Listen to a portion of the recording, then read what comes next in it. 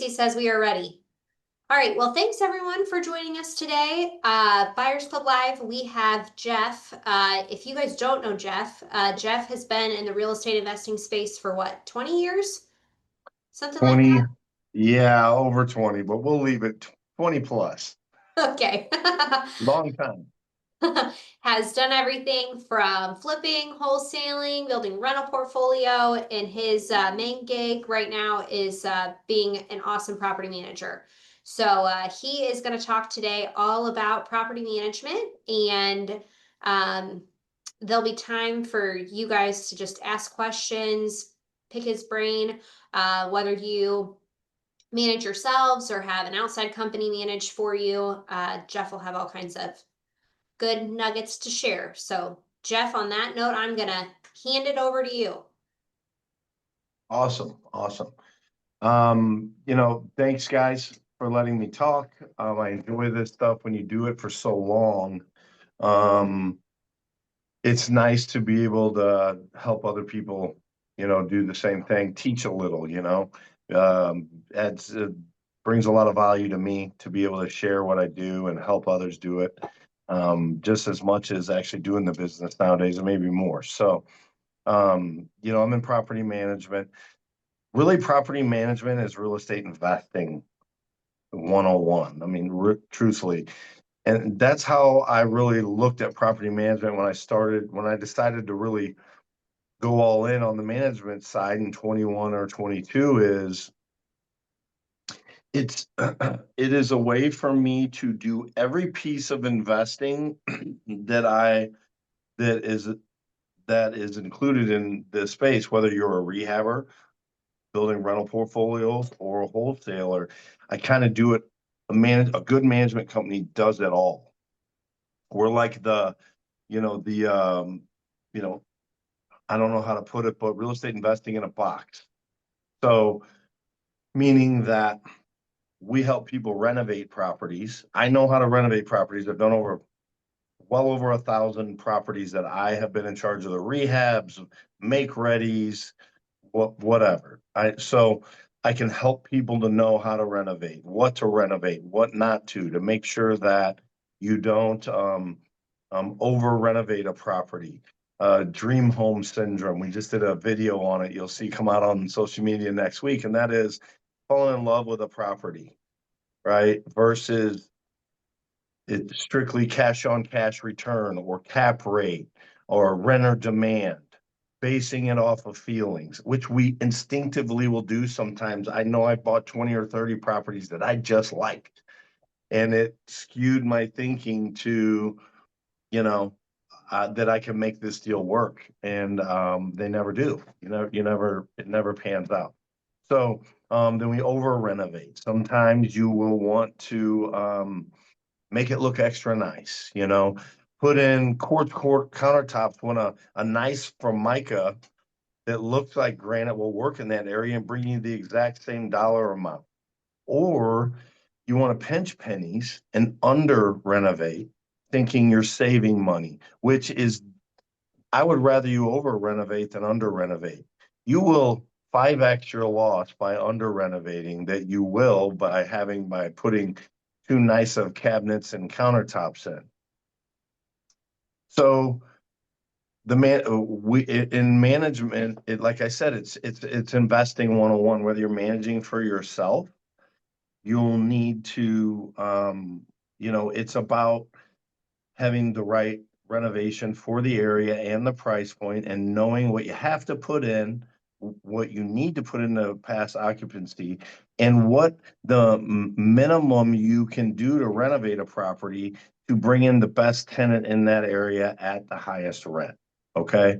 So I've been doing that my whole life, whether it be because I'm renovating and I'm rehabbing and I need to knock everybody's socks off to get my house to sell over the rest of the competition on the market because it's a slow market, or whether it is such a hot market, I have to do all I have to do is the minimum, and people are gonna, throw offers in 10 or 20% over. It's knowing those things, is what I have, where I think is really important in management too. I think people think management is just collecting rent, running an ad, and putting a tenant in you like.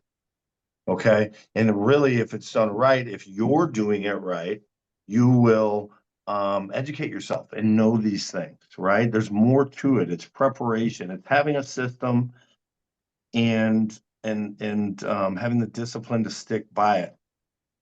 So I'm also going to talk about a lot of this stuff, and you might have questions along the way. But I'm going to leave a lot of time for questions after, okay? So feel free to write them down and pick my brain on this, okay?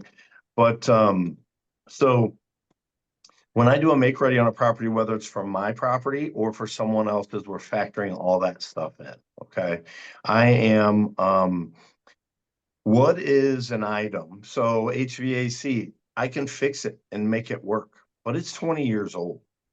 So I really got a decision to make. Do I want to spend $7,500 to have it all replaced, or do I want to spend $800 to make it past inspection and risk that I'm going to be out there spending $500, $600, $700 every season? Meaning, all of a sudden, boom, it's 100 degrees and the AC leaks out Freon every 6 months. So we have to go pay $500 to have the Freon filled. And then we have angry tenants that are upset with us, and it damages the relationship just a little. Then winter comes, and the one of the sensors goes out in the furnace, and I'm spending a $200 call for someone to go out there, and then they have to replace a $500 part. Do I want to do that for the next 2 or 3 years to make that furnace work and that AC work, or do I want to spend the $7,500 and not have to worry about it for 10 or 15 years? Know that I'm gonna have a great relationship with my tenants. It's one less thing that could damage it. Those are the types of decisions that we're making for ourselves and everyone else on the regular. Generally, it'll go with an assessment and we'll make the call. We'll get the true opinion of our HVAC guy on what he thinks. Is it worth the money to repair it, or should we replace it and be done? And then we present that to you, and those are decisions you have to make. And really thinking that through is super important. I have guys that go both ways, and the loser is always inevitably the guy that needs to save money. Now, there's been times where I did the fix because I didn't have the cash and I had to just patch the problem and get through a season. That is just sometimes things that we have to do. But we can't make that our model. That model doesn't work. The slumlord model is dead. It's gone. Okay. There's too many options out there. There's too many good landlords and good properties to rent. You will sit. And if we get someone in, you will have a bad relationship with them. You will spend more money in maintenance on that property than you would just fixing it right the first time, and you will go vacant. So another reason that's so important is because I've had as many as 110 properties I've owned on my own. I have around 50 now that I own. Okay. And I peel some off here and there and add to. I bought like 4 rental properties in the last 3 or 4 months just because they came to me and they were good opportunities, subject twos and things like that. Where was I going here? Vacancy. When I analyzed, and I've done rental properties every way you can. When we first started, we bought 110 in 3 years. And I was running the show. I was buying, I was managing the renovations, and I was placing the tenants, and just my team that I built up as we went. And we put ourselves in a position to where we really went so fast that we underestimated repair costs. And I would have to leave properties vacant because we didn't have the money to do the make readies. And then, or really do the minimum renovation to get something tenanted.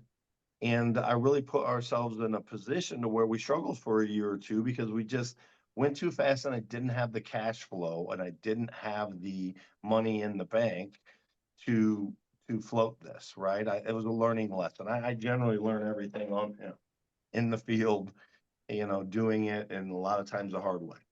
So And when we got it all stabilized, and now that's not a problem, I can fix what I need to fix. We have reserves, everything operates perfectly. And that's truthfully where I want to get the people I manage to. That's the reason I do it, is to try to get them to a place that's operational. Because a lot of times we take on people that are in these positions, and really all our biggest job is being a motivationally keeping them up so we can get to that point to where it performs, and they're always happy when if we make it there. But cash vacancy is where your money's lost, period. If you over rent, if you over renovated all your properties, but they rented like that and the tenants stayed in them, you will make more money even though you'll over renovated, because they stay occupied. Your tenants are happier. They tend to renew more. They tend to be okay with price increases, to where the guy that feels like he's taken advantage of at a minimum will not accept a price increase, or they'll move. And a lot of times don't even want to renew with you because they want to go find someone that takes care of their properties and that they feel like is taking care of them. So vacancies where money's lost. And if vacancies where money's lost, I know I can show you years of data experimenting with myself, that all those different times, even the times where I had to let properties sit for a couple months to save up or get our cash flow up so I could renovate it and put a tenant in it.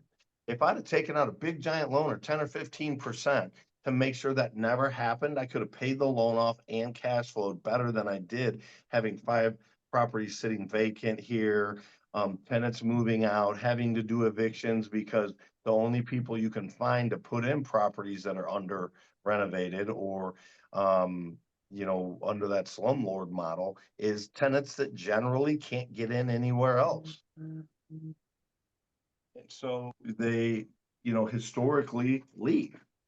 So vacancies where money's lost, the goal is, if you're a landlord, is to keep your properties occupied. Sometimes investing a little money up front's the way to do it, or sometimes going a little slower until you build up your cash flow before you just go crazy and buying property will pay off more in the end, because you won't be losing money while you're trying to renovate 5 houses, get 5 tenants, you get sloppy, you put in the wrong tenant, you make mistakes in your renovations, things like that. So what our model and what my motto is I'll keep my properties occupied with the best tenants that can pay the best rent at all times. And our mindset is on that at all times from the renovation. That doesn't mean it has to be an expensive renovation. A lot of our make-readies are $1,500, $3,000, right? But that's because they were renovated at some point in time the right way. I got the right tenants in, they stayed long, and they took care of the place. Now we have renovations, and you will too as landlords, where that'll be 25K. Maybe they've been there a long time. Maybe the house was hadn't been updated in 20 years when they moved in, and you knew that one of these turns you got to do a lot of work, and this tenant just happened to be the one that put it over the edge. Or the unfortunate part, you get someone that just tears your place up, which I see is about 1 to 3%, right? It's really not as big as you would think. Now, if you're in the lower income areas, which a lot of people like that model. What I tell people when they come to me and they want to buy in Jennings and they want to buy in Castle Point and they want to buy in these areas where they can pick up property really cheap, I say, that's fine, and we'll manage those. But you have to have the right expectation. For us, we don't, and maybe some of you that could be just investors could take this advice. We don't judge the property and decide on whether we're going to take you because of the property. We decide on whether we'll manage for you based off of you and your mindset, and if you're a good partner for us. Okay. And if we take people on that like super low income stuff, it's great. There's going to be more turnover. There's going to be more maintenance. We're going to have to take a lesser tenant to even get anyone in it. Now you'll cash flow more when it's rented, but you're going to have more vacancy and more turnover. Do you understand that?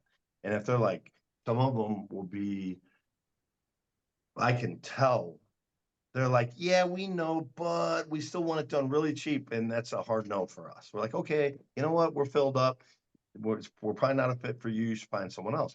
But the ones that are like, we totally understand. We got the house that's cheap. They're super high margin. They cash flow really high. We're okay with playing that game. We know there's going to be turnover. We know they're higher maintenance. We know that, renovation costs can be more and occupancy will beat up, things like that. We can deal with that. But you have to have the right mindset. And I would say as an investor, if you really want to go that low end route, you need to know it is going to be a much higher maintenance property. You will put we will put as much work and time into one property as we would 3 or 4 really nice ones in a good part of Hazelwood, we'll say. Okay.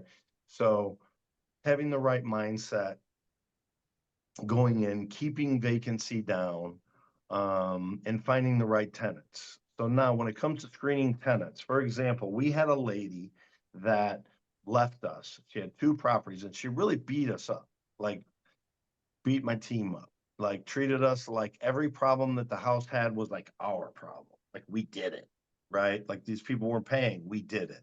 Why can't we get them to pay? And like, I don't even think we placed these tenants. I think she brought them to us with these tenants in low income areas.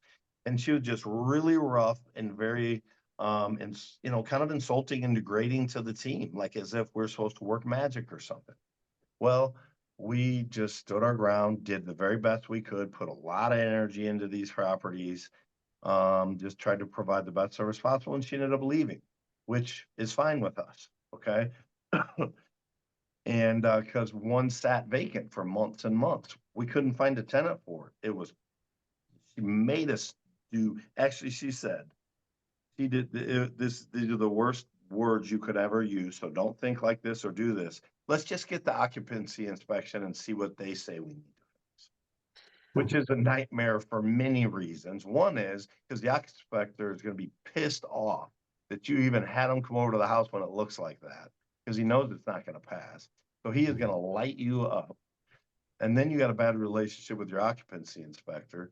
And 2, you get the minimum done and you will get it to pass, but you will find the worst tenant out there to rent it or it'll sit vacant, because tenants, even in bad areas, have nice options nowadays, right? So that's what we were dealing with. So the property sat vacant, and then she wouldn't let us lower the rent. She wanted market rent based off of Zillow with this, pardon my language, but piece of shit house, right? So they left, and we were very happy about that, right? And what happened 3 months later, we get an email as if we're the nicest people in the world, and like we're there to help her, and she's, hey, I got this tenant in. They never paid any rent. They've been in 3 months. They called me. I probably shouldn't have let them in, but I really liked them. And so I moved them in, and now we're in eviction. I'd like to send these back over to you. Can you pick up on this eviction where it left off and get them out and start it over again? Um, we turned her down because we know how that goes. We knew that was going to happen. But the point is in that case, where I want to get to is screening tenants is you have to a lot of the reasons that owners come with us is because they cannot make not a business decision with a person, and their emotions get involved. And I'm telling you right now, you will get the best stories you'll ever get in your life from a tenant that wants to rent your place that doesn't qualify. They're victims. They've been abused. Their landlords were horrific people, and that's why they got an eviction. Sometimes 1, 2, and 3. And it is really hard for a lot of people, especially because most of the time when you're doing it yourself, you have your ads running to your cell phone, which is a big no-no. And you're going to take these calls, and it's going to be really hard to say no. And so a lot of owners come to us and they say, how do we get our tenants to stop calling us? Because they once you let them be late once, they're always late, and then they're constantly trying to make payment plans with you. Every time something breaks in the house, they're calling you, and then you're like, man, it's so hard. I don't want to leave this person sitting there with things wrong with the property, but a lot of times they broke it. And then you go to fix it and you realize they broke it, and you don't want to ask them for the money because you feel bad for them because you've heard how poor they are and how their kids don't have blah, blah, blah. And so you get caught in this emotional cycle that it really makes you a really bad landlord and probably makes no money. And so a lot of owners will come to us because we have systems in place to vet tenants. Now, you already heard, I want the properties to be nice so we attract good tenants, so that we have good relationships with our occupancy inspectors. And so we get ones that have good credit, have an employment history, and have good landlord history, and that will stay so we can avoid vacancy, right? This all plays a role in your ROI, right? We're really thinking of your ROI at the end of the day. So all these little things that I talk about are to get the best ROI for you or for myself if I'm doing it on my house. And so we have a system in place. They call, they fill out an application, they pay for the application because we don't want people that can't afford to pay $45 for an application, or they refuse to pay $45 for an application because they know they're not going to be qualified and they really just want to talk to someone so they can work them and avoid that whole process. So if you're going to be managing on your own, I would suggest you at a minimum have a Google line so that everything comes through a Google line and they leave you messages and you can avoid having people on your cell phone. Number two, I have an application that you can email or send them to a site you create that has an application on it, and that will take a payment from them because right there they're serious. And if they're not qualified, then you at least got your cost covered to have their application processed, background checks done, and credit pulled, and the things that you need to go through, the metrics that'll tell you if they're a good paying tenant or not. Okay. So vetting your tenants are super important. Some of the things that we do, and this still doesn't catch everybody. Some of the things we do is they go to an application, they fill it out. We do background checks, criminal checks. If they pass that, we verify with their landlord. We get pay stubs, which can be made online. So we have an AI service that can tell you if it's real or not. Okay, that we use as part of our vetting. Then we also will get up on CaseNet because CaseNet's free, and we do this with employees and tenants. We get on CaseNet, make sure they don't have any crazy charges or there's an eviction that the screening process didn't catch, that we can just see in clear sight. But then also, if we're still a little questionable or they're passing, but we'll go into their social media. You'd be shocked on how these people will talk to you and fill out these applications and look great, and then you can get on their social media and they're doing drugs on or the craziest stuff, or there's pictures of them taking selfies in their house, and behind the house it looks like they've never ever cleaned it and there's shit stacked up everywhere and animals and people. It's amazing on how people don't realize that this stuff is out there for everyone to see. So you have to have a process when screening tenants, because once again, we got the property ready properly. We're not just going to rent it to anyone that could tear it up. We want people that are going to respect it. They're going to respect our property. They're going to treat it like their own, and that they're going to value it and want to stay there. And they value it so much, and they evaluate having gone through this process and having to jump through these hoops, that they don't want to lose it. They're more likely to take care of it because they value what they have and they had to work to get it. We didn't just give it to them. So the hopes are they take care of it better. It's already a nice property, so they're going to respect that. They're going to want to stay there longer because they don't want to take the risk of leaving and ending up with a landlord that doesn't respond the same day like we do, and that or doesn't respect them like they would respect our place, right? Because we want this to be mutual. All of these things lead to the ROI, right? That you're wanting as an investor. So in the beginning, when I said management is just investing, right? It's like taking a rehab course. You could buy a house right. You could buy it in the right area, do everything right, and double your rehab because you don't take it seriously and lose all your money. right? So management is the same thing. If you, if you're, the other thing here, we also vet our owners to see their mindset on why they're investing.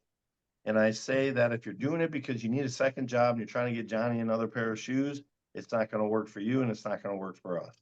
If you're doing it because you know that real estate over time will create great wealth that will take care of you and your lifestyle, then we're in, because it's a long-term play. There's no making money right away. I'm telling you right now, there's something in the landlord god laugh when people think buy property because they think they're going to just cash flow, buy a second car, you know, pay their income, what be some sorts of income right away. It's like, oh, right, really? What really happens then is they like to play tricks on you, and you buy the property and the roof caves in, a tree falls through it, the AC goes out. Every problem you can have happens in the first 4 months, right? And it's kind of teaching you a lesson, and that this is a long-term play, and you will make more money than you will make in any other investment, guaranteed. Through history, it's proven out over 100 years. But it is a long-term play. So when you have that mindset, then making the proper repair when necessary, knowing you're looking out 5 or 10 years, it's way easier to make that investment than it is if you're like, shit, I'll go negative $1,000 this month if I pay for that, right? Um, so all of these things play into it being a good investment for you, not just management. I'm not just telling you, hey, this is what we do as a management company to make money. Because really, I have to have hundreds and hundreds of properties I manage to even make a profit. One property, I lose. If you manage a property, what you'll pay me to manage your property a month, you wouldn't waste your time doing it for that money. If I said, no, just do it yourself, I'll pay you to manage your own property, what you're going to pay me. You tell me to kick rocks. So it is a volume play. I have to have a lot of properties to make money for the company. What I Jeff, can we do a little Go ahead. Q&A for a little bit? Sure, yeah, that's All right. perfect. That was a great little overview. I really enjoyed it. But I'd love to do a little Q&A. I'll get it started, and let's go around the room. Let's pick Jeff's brain here, because you said we could do that, right? Yeah, you can. Sure. Let's go. I'm curious from your perspective. You've been around a long time. I Yeah. have some thoughts on this too, but what attributes make a landlord that actually builds a portfolio of rentals versus one that actually just, I don't know, talks about it or buys one or two and then sells them? What's the kind of person that actually builds a significant portfolio and keeps it long term? What are the attributes of that kind of person? Versus someone who just gets in and out or never pulls the trigger. Yeah. Oh God, that's a good question. And I think that could be debated, because it has something to really, because it has something to do with risk tolerance, right? Yep. It has to do Yep. with people that um just want more, and they're willing to take a risk, right? Yep. And Yep. they and that's for starters, which we all should be. We all take risks every day. We just don't think about them. We think we're safe. We get in our car and we drive. I mean, I think that death in a car is like the second leading cause of death in the United States. We do it every day, right? Yep. That's probably a dumb example, but life is a risk. And so people get so scared and they don't want to pull the trigger and they're afraid they're going to lose. And the reality of it is, it's the people that pull the trigger that make the money. Those are the people that you look at and your psyche says, oh, I can't be like them. They had a better job. They have more money. They have a better this. They have a better that. I can't do that.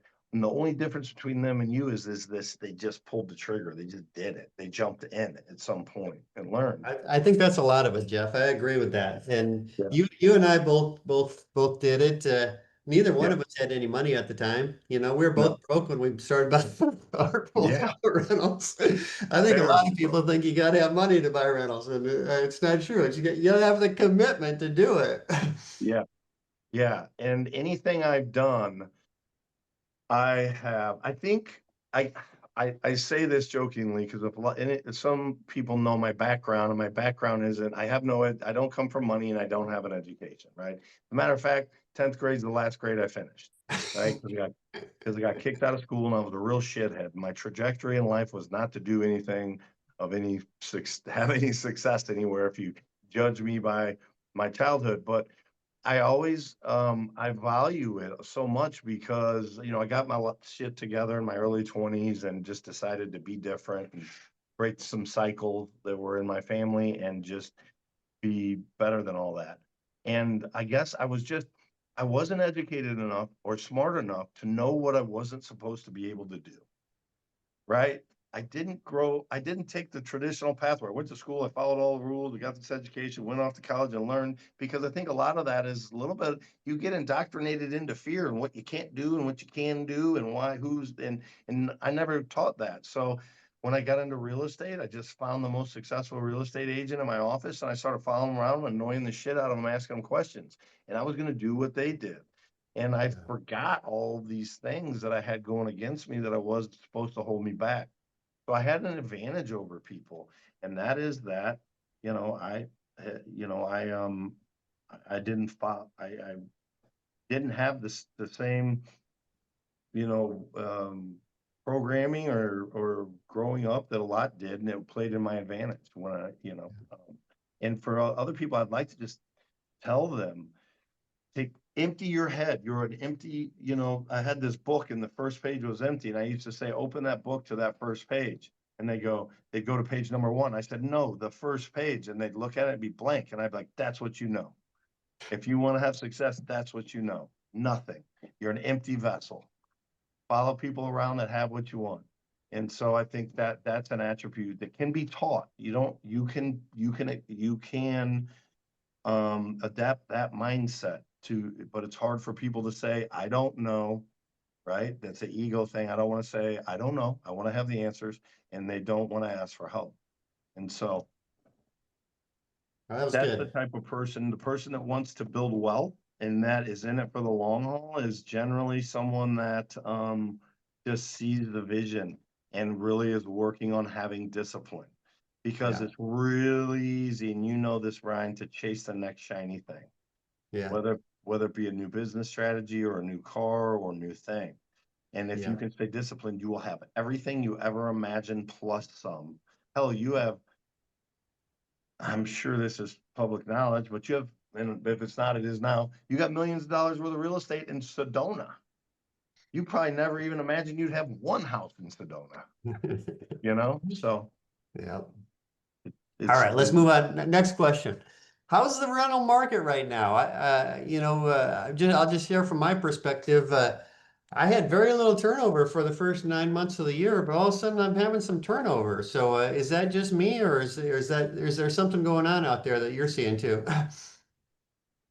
I can't tell you what's going on yet because it's brand new, right?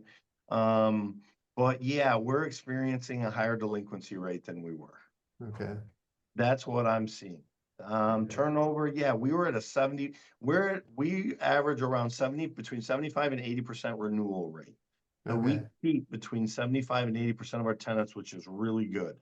It dropped to 50% for this last month. Wow. Ooh, Now it's just gotcha. 1 month though. So I don't know Yeah. why, but it could be an anomaly or it could be a new trend that we won't recognize. We won't know what it is for 3 or 4 months, right? Then we'll be able to read it. Yeah. So, Jeff, do you know why those tenants are leaving? you know what, our weekly meeting, and we got last month's number. Last Thursday was our on level 10 to where we actually got last month's numbers. And they're digging in, and this next Thursday we'll have answers to see if there's a theme, you know. But I don't know it yet. Sometimes I like to look back on the previous years to see if there are trends too, and we'll do that this week. If it's a seasonal thing, school is now, everyone's settled in for a couple months. Is this when they move, right? It very well could be that. I'm hoping it's that. Um, That's all I know right now, but I personally think the rental market is still good. When we have a good property, they rent. Yeah. If it fits, there's a reason. Yeah. Market rent's too high, bad area. I will say this, and South City's becoming South City again. Okay? For those of you who haven't been around a lifetime, like Brian and I have, the city in St. Louis is always the city of St. Louis.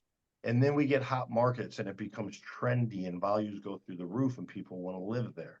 But at some time or another, it always tracks back to being South City again, which is a little tougher area than others. That's all. Yeah, we're seeing a little of that too, especially in the marginal areas.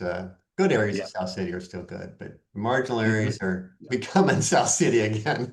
I agree with that, Yeah. Jeff. Well, it's the marginal Those areas that transitioning people, markets are going yeah, yeah. It Yeah. is. It's the marginal markets in areas like the city and other areas, they become, oh, that's right next to a good market. It's moving that way, and people start migrating deeper into areas that you might not have a few years before. But they generally always, a large set of them turn back to being just a lower income South City area. Some of them stick and stay, and develop and become better areas, but most just stay. I hate to. Jeff, Anyway, I'm what was he- curious on rents. I feel like a few years ago, people were like really pushing Yeah, rents a lot. yeah.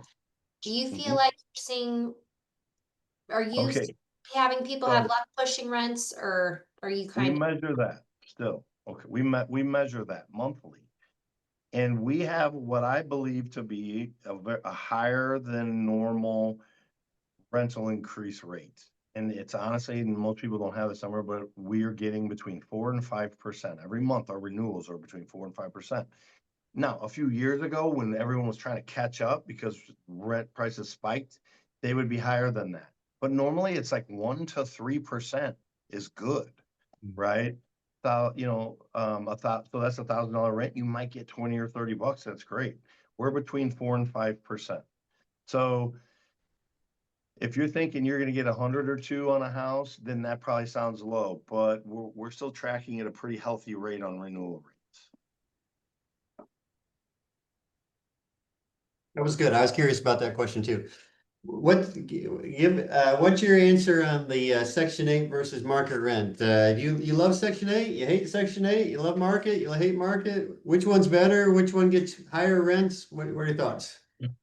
Okay, so until 24, we didn't do Section 8. Oh, We would turn you down if you wanted to do Section 8. But then we saw the rents increasing and them relax on some of their guidelines. And so we decided to start doing Section 8, and we still do. But then this year, and I don't know the exact terms for it, they had a meeting and they decided to pretty drastically decrease the amount of rents they're going to pay.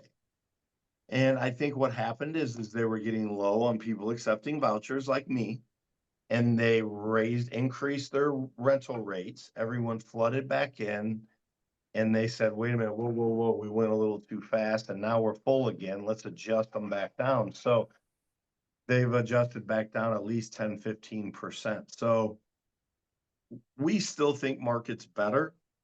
Anytime that you are,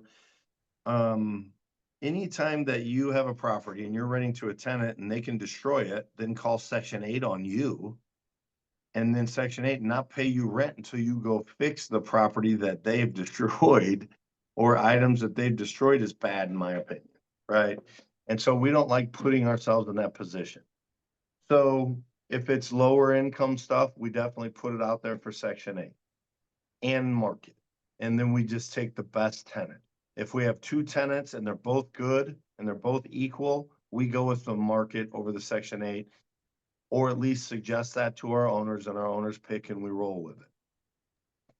Jeff, we got a question from the chat from Brian Johnson. Do you manage any properties other than long-term, like short-term, mid-term, Airbnb, sober living? And are you seeing more investors try these alternate strategies to actually cash flow? We do midterms.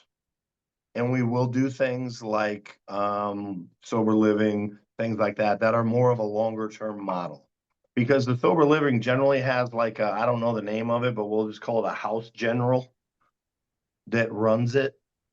And that's our client, right? We're not collecting rent from all these different people that are coming and going and renting rooms. Because we're not set up for that yet. So we will do midterms because midterms are really similar to long terms. And we can manage 30 days, 60 days, 90 days. We don't do short terms. There's too many nuances to it. It's kind of a different model. Now I have some short terms, but I'm not rolling that out to the public and because we just don't have it mastered at scale. Now it might be something that we roll into someday, but not right now. So midterms and long-term living facilities, whether it be sober or disabled home, housing, senior housing, we will. Are you seeing people have luck with those strategies over long-term rents? Or do you think it's It depends. It depends on the area, and I don't have the data to say where and how and why, right? But I personally think sober living or disabled housing, things like that are great strategies. I just don't have the time or energy to do them myself, or I would, right? Or I'd open it up. But if someone has the time and energy and know-how, I think you're double, triple ROI on those. But once again, they'll have to manage it. We're not taking on someone sober living and we're managing the sober living business and being the property management.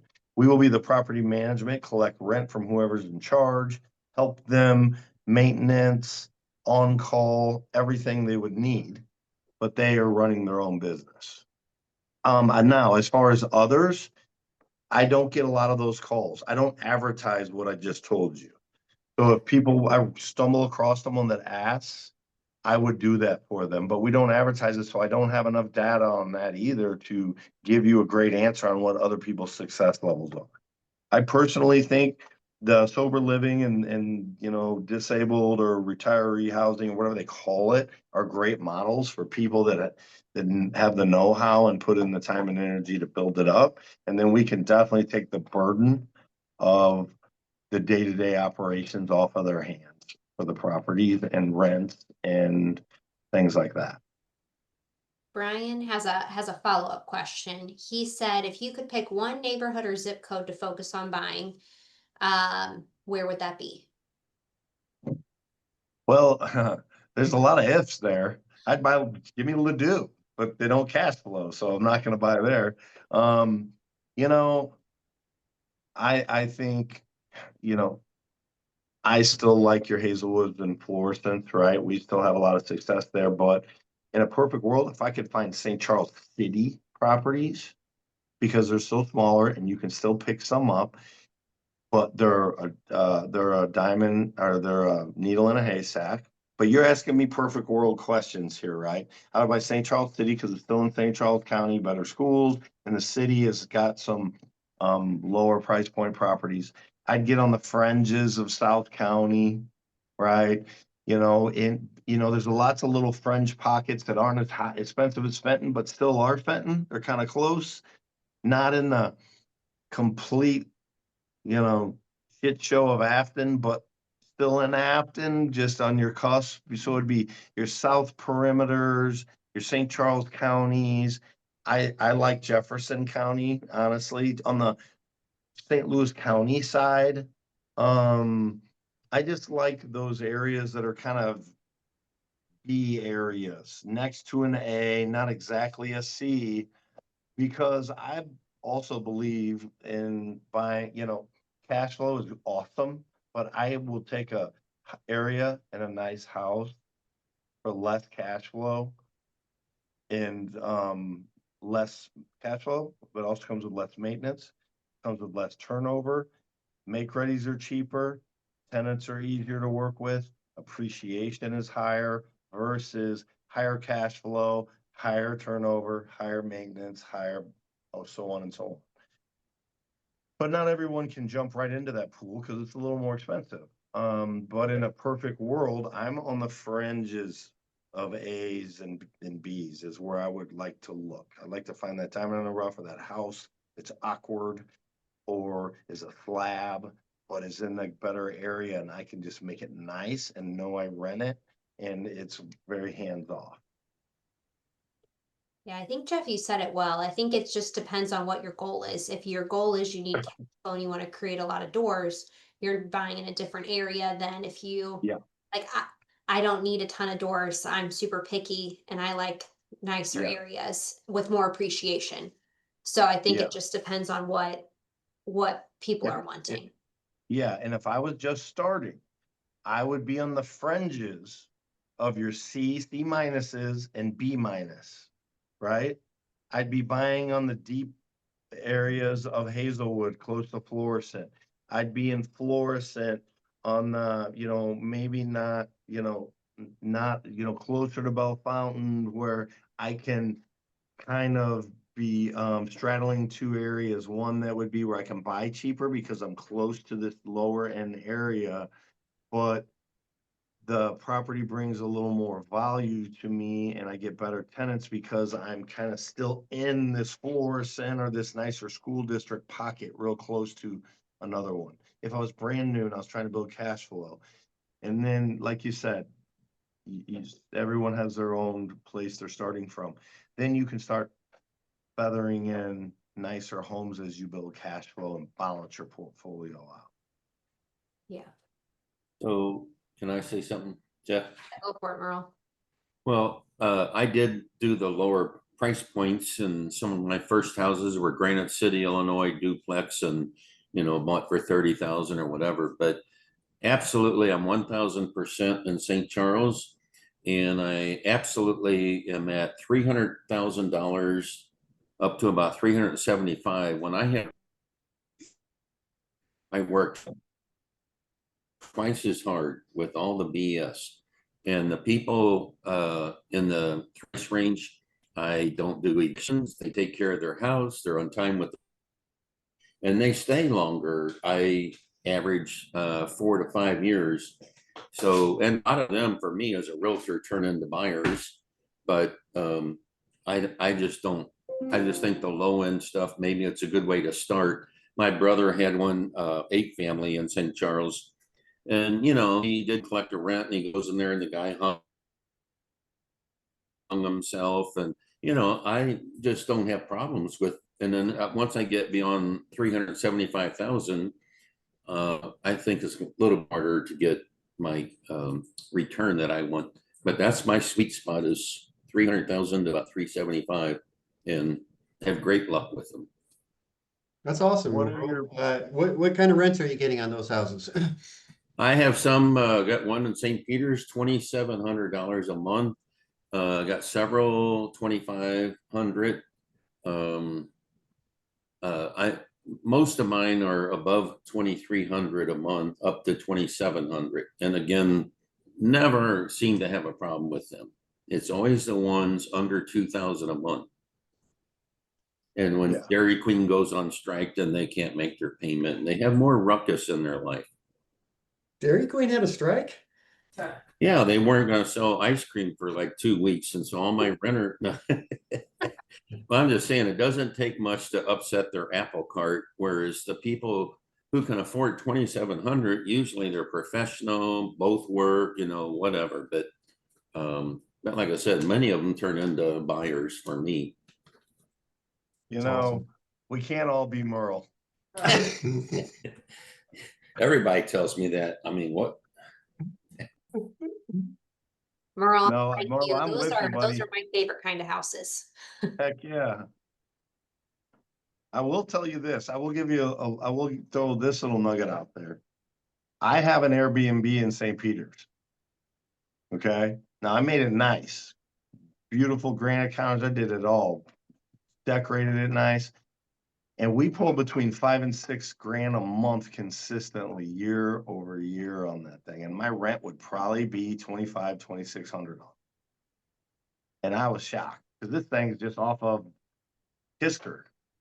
Right. So I don't know that I like $350,000 houses for $2,700 a month. the numbers don't work great for me because I don't like putting down a giant down payment. It's still a good model if you can, but there's some of those houses will really turn some money on it on the Airbnb. And I don't have a lot of data, so I didn't answer that question earlier, but I'm doing a second one right now in Maryland Heights. It's the same thing. It's like I'm furnishing it, decorating it, and we're gonna put it out there and see if we can duplicate it. I don't know if it's just an anomaly or if I can pull it off, but we're gonna try. Yeah, I think there's so many strategies these days for rentals. You've got your long term, but you also have short, midterm, and then you've got these unique living situations. And I think, Jeff, it just goes back to what you said. If you have the time and energy to put effort into some of these different strategies, it's worthwhile. Matt, you looks like you have a question. What do you got? I do. I was gonna say, Jeff, so who's renting your Airbnbs? I mean, what's your clientele for that in St. Peter's? Dude, I didn't know, I never thought this through, but it makes sense, and you'll agree when you hear this. It's like people that come in town for family funerals. People that come in town, they're coming to visit, like mom and dad moved to Florida and they want to come back for the holidays and visit their kids, and they're like, why go rent a hotel for 200, 250 a night for a week when I can get a full furnished house with a fenced in backyard for 300 a night and have my whole family come stay with me? Yeah. It's corporate events. People like, we're coming in town for 2 weeks to work. We want to stay there. It's always long, at least a week, and it's usually families. They want to come in and stay in a house instead of the hotel. It's really not that much more expensive, and it's totally furnished. And we got coffee, soap, toothbrushes, whatever you need. Just show up, put your stuff in the drawers, and you got a home. And then occasionally we'll get like people that will stay for a month, and we charge them full boat. It's like $7,500, and the value in it is they show up and they have a home that might be more better furnished and decorated and stocked up than their own home, you know? So it's crazy. I never thought of it, but I'm like, that's right. Like if I was to go visit family, why get a hotel when I could get a house and have all my kids have their own bedroom? You know, Yeah. it's really not much more expensive. So yeah. Cool. Thank you, man. Good to see you. Yeah, you too, buddy. You get any pushback from neighbors on your short-term rental? Is it in a neighborhood or what's it like? It's in a neighborhood. Okay, so there's like, that's what I'm saying. Like, that's why, like, I don't have a lot. This is totally off subject. I'm not an expert in this. We're just doing it. Like we Yeah. talked about earlier. What's the difference between the people that start something and don't is, well, we just do it, right? And so I am an unincorporated, but I am under an HOA. Well, so here's what I learned. Don't put a picture of the front of your house in the Airbnb. Right, because if you by chance are in an area to where they don't like it, the city inspectors will go on Airbnb and look at the house addresses and find your front of your house and go track you down, right? My neighbors haven't pushed back any way, shape, or form. I've never had a tenant problem. They leave the house cleaner than anyone ever that rents. They're like super self-conscious. They're putting towels in the dryer. They're wiping everything down. I've never had to repair anything. It's the best tenant ever. Now we're targeting unincorporated areas. We like this Maryland Heights house is unincorporated St. Louis, because then all we have to go by is the HOA restrictions. And then I'm still being cautious too. But they don't have anything to complain about, because usually if you think about when you go out of town and you get an Airbnb, you're almost never there. You have things to be there for. You're out doing whatever you need to do, and you just come home to take a shower and go to bed. And so there's a couple cars, maybe if it is a family thing that they're going to stay there and maybe have a Christmas dinner or something, then it's just real quiet and real easy. I think it's better than having a neighbor, you know, because yeah. Well, and it probably depends too on your area. Like you're not in an area that's attracting like bachelorette parties or things like Yeah, that. People are hanging out at the house. They are for just sure. staying there for a For, certain function. for sure. I have 2 lake condos that do bring that kind of element, but we're really strict on the requirements to stay. We vet them and they have a lot of rules. And what I found with Airbnb is if you find someone that's had a lot of stays and they have a good rating, that's very important to them. So even if they're coming for some kind of a bachelor party, if the guy renting it has a good rating and has several stays, they don't want to screw that. It's like eBay back in the day. You didn't want to mess up your rating because people wouldn't buy from you or you would sell to you. And so that whole honor system or whatever you want to call it really works. So Yeah. it's an extra 20 grand on top of your rehab though. So it's something that you got to want to do because you're gambling too, you know? Yeah. The furniture and stuff is not cheap. Well, Jeff, thank you for all your time today. We are almost at 1 o'clock, so we are going to wrap up for the day. But thank you for sharing all that wisdom around property management. Casey, do you want to wrap up or do you want me to? Hey, Susan, I had something I could say real quick, okay? Yeah. I did not mention Sedona property. Brian was kind enough to donate that to the RPAC, the Realtor Political Action, and that's how we came about it. But thank you so much, sir. You're awesome. I appreciate you paying because I'm trying to Yes. think. The And I value can the most definitely- value on my house is probably around 6 or 7 grand, and you guys paid 10. So thank you for your overpayment too. I appreciate that. Well, you're going to need the extra 4 for repairs. Like I said, I'm used to college parties. You know, I'm still a fraternity guy. Hey, That's Merle, awesome, man. they got great peyote and mushrooms and all kinds of stuff there, man. You could take your party to another level in Sedona. Hell, you could You even know, hire I- someone to Wait, come wait. over. Could bring it you to imagine the Schneiders on peyote at your house, Yeah, Brian? I Like that is can. the scariest thing I've ever thought in my I can life. totally imagine it. I know them. I Me can too. imagine this. This Okay, is I think this I is need getting to away jump from off us. here. This is getting away from us. You guys, I'm going to wrap up. Thank you so much for attending Buyers Club Live, where we have so much fun without drugs. Shout out to Jeff Garner, who's on the Buyers Club vendor team. If you guys need property management, obviously come talk to him or check him out through his social media. Jeff, I'm a little disappointed the G-Wagon wasn't parked out back. Also on the call was Dustin Hoog, great coach, and then Kathy Gearhart with STL Property Walks. Come see us every Wednesday at 12 noon here for Buyers Club Live, and next week is Buyers Club in person. So hope to see you all there. And if I missed anybody, I'm sorry. Thanks for showing up. I got Bye, you. guys. Bye. Thanks, everybody. Thanks, guys.